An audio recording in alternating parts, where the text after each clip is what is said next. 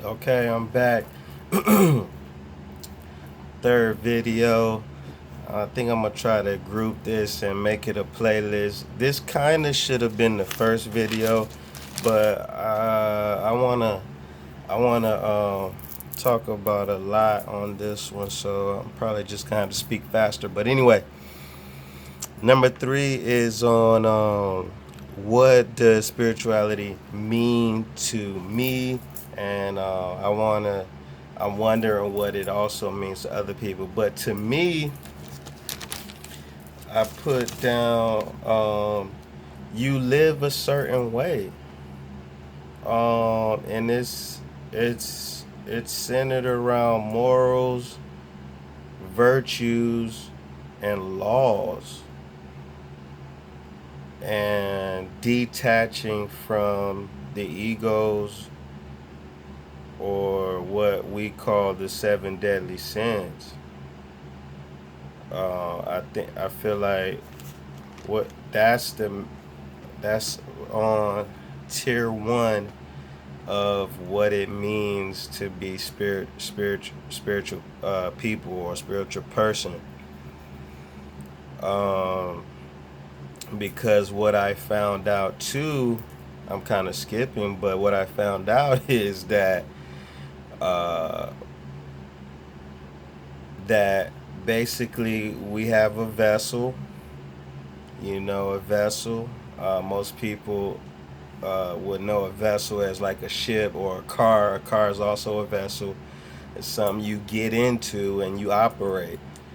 And our vessel is operated either by egos, which is uh, the seven deadly sins and more. The seven are the pretty much the generals, but they have sub levels. And then you have the essence, which is your higher self, um, you at your fullest potential, or some people will say your God self or something like that. And then some people just be like, hey man, God spoke to me yesterday and he said this or he said that. And even women will be like, he said this and he said that. Like, I'm like, that doesn't make sense. But I'm really confused on why women really got sold on uh, the creator being a man upstairs.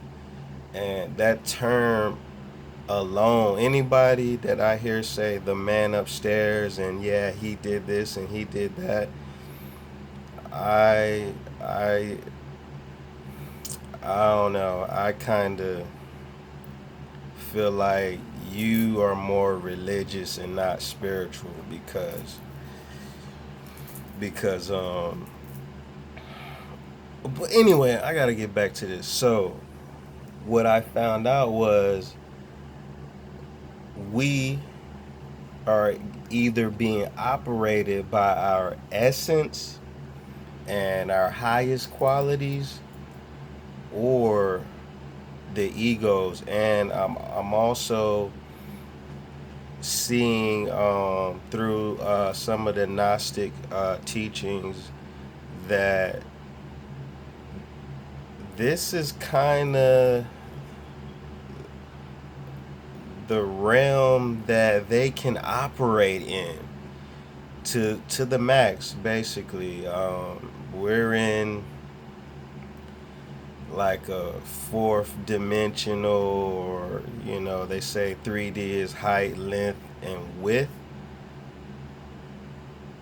and then you add space time or whatever, that's four dimensions or something like that. So yeah, we're being controlled by the ego. A lot of the stuff that you do is not even your thoughts, or not even what you wanted sometimes. And one of the example is, say you are a little bit overweight or whatever, and you're like, man, I can't. You feel like I'm overweight and there's nothing I can do. I tried this and I tried that, but it's got something to do with your ties to these egos and these seven deadly sins. And the main one with you is probably like gluttony.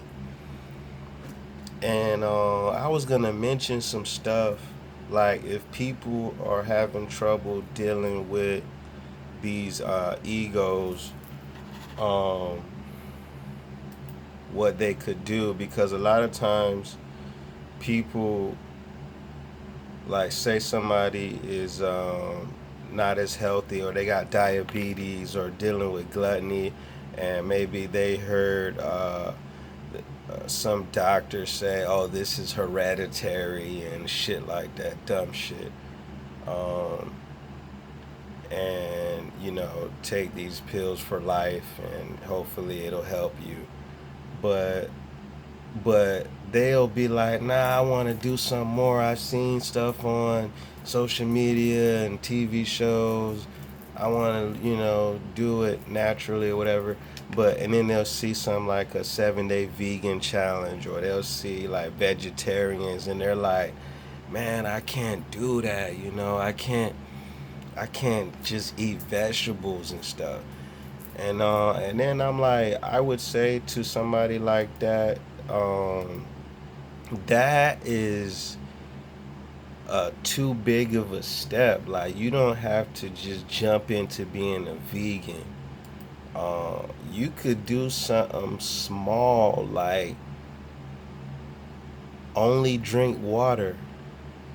Eat what you want to eat, but you can say for 7 days, or a month, or forever, but at least 7 days, you can say, oh, okay, I'm only gonna drink water with squeezed lemon or cucumber or whatever.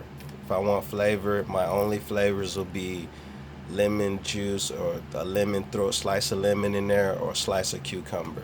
That's it. And do that for 7 days and see how you feel.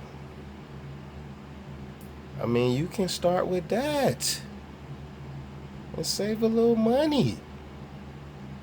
After you do that, you go to be a vegan one day out of 7 days. So you drink water, and then you go from eating meat every day, or snacks and stuff. You eat snacks every day, go to drinking water first 7 days, and then go to one day you don't have snacks and you don't have meat. Like, break this shit down. Like, you know what I'm saying? So, um, that's part of like sloth. Not putting forth the energy or the thought process behind trying to get something accomplished. But what was I looking for? Oh yeah. So what I was saying was, what a spiritual person, what it means to be spiritual to me. Hold on. What what it means to me is you live by morals, virtues, and laws, and those laws being top tier universal laws. So living this way, you get rid of the whole spookism.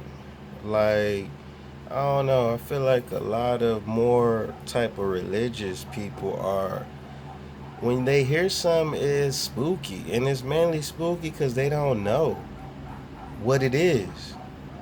And I'll bring up something like voodoo. You say voodoo around certain people, and they look at you like a ghost or something, or you just get scary to them. And it's because they don't understand the science, or they don't know what it is. Or if I say Kabbalah or alchemy, people will be like spooked out and shit. So the last 4 minutes, I was gonna bring up the fact that when you hear alchemy, some people will get spooked out or whatever by alchemy. Like, oh, you learning about alchemy? The transmuting of the ability to transmute lead into gold, or dealing with transmutations and all this, and weird science and sacred geometry. They'll be kind of spooked off by this, but at the same time they'll go and drink spirits, which is I I'm thinking that's an alchemical process where you take the spirits of a potato or rice and you put it in the liquid form. People go out drinking liquor, which is also called spirits, all the time, and they're not spooked at all. They're just going out doing dumb shit, or they're being comfortable with the lie. But when you're speaking some truth, like, hey, get this alchemy book or something like that, oh, that's spooky. But I'll have another drink, you know. And I'm believing the person that filled that bottle, he has some knowledge of alchemy. So that was just something I wanted to throw out there. Dang it. What else? Oh, I wanted to say too. I wanted to say, like, man, I wanted to just mention that I feel like it's messed up that women let religion get away with calling I think Mary Magdalene a prostitute. Like, why is there no backlash on that? All this female pride and stuff, but cause you got people like Barashango, Dr. Ikamusa Barashango. He's said numerous times that the figure in the Bible, Jesus, had at least, he said two wives, but he's like, based off him, he's like, yeah, Mary Magdalene was his wife. And I'm thinking, once I heard him say that, I thought about it. I was like, yeah, that does make more sense. Um, and that he had children too, but I'm like, it does make more sense. I mean, yeah, prostitute, she might wash your feet and stuff, but you more expect that from your wife. And really, a prostitute washing folks' feet? Like, I don't know. And then it I don't know. I didn't agree with all this prostitute talk from a people that was supposed to be righteous, and I felt like also looked like me. I don't know about that, so I just wanted to throw that out there too. Like, women shouldn't allow that, and clearly, oh dang it, pause. Nah, I ain't gonna have enough time. But yeah, I wanted to read something about the Great Mother and how we're in this whole patriarch system right now. But anyway, time is up. I'm gonna end it here, and I'm gonna do another video and just throw some things out that I forgot.